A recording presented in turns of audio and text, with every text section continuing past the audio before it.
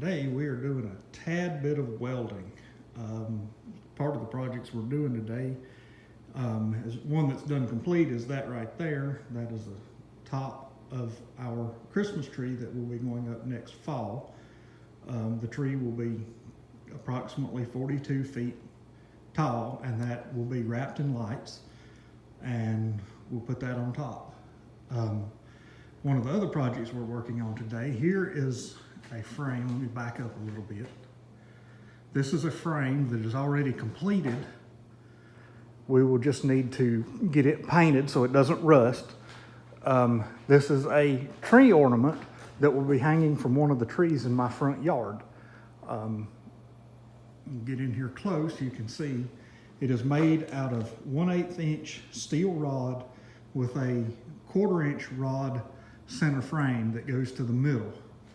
These are approximately 3 feet in diameter, whereas the one for the top of the tree, it is half that. It's actually 22 inches in diameter.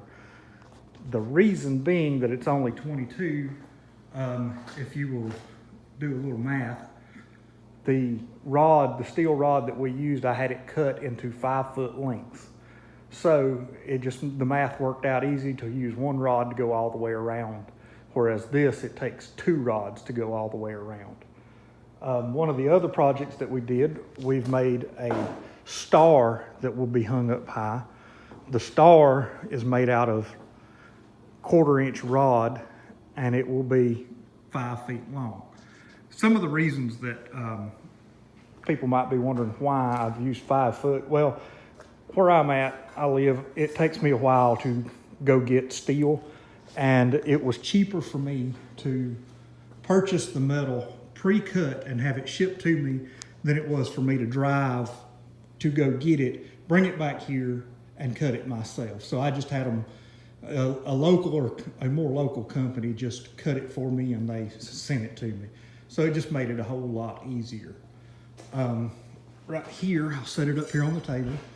We have an unfinished frame for one of the 3 foot Christmas balls.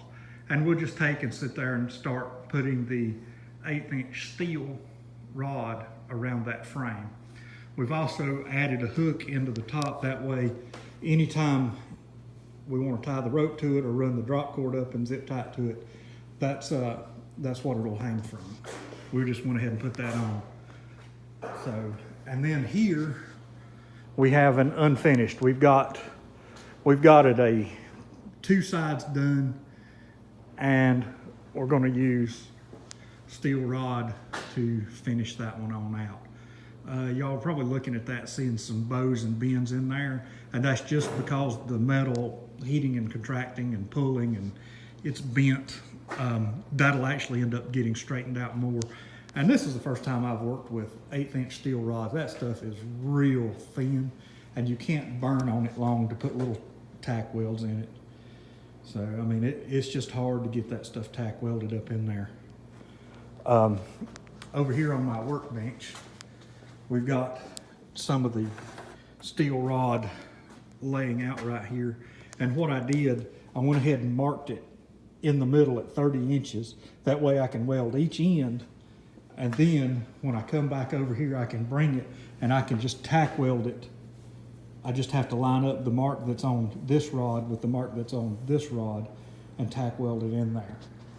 So hopefully we'll have about 3 of the big balls and 1 5 foot star to go up in our yard next year. Because for those that saw my yard this year knew that we had a decent little Christmas light display. This year it will double. Last year we were at 7,000 lights. Now we'll be at about 14 to 15,000 because we bought a lot that was on sale after Christmas. So whatever makes the wife happy, that's what we'll do. So I'll give y'all an update on this later on.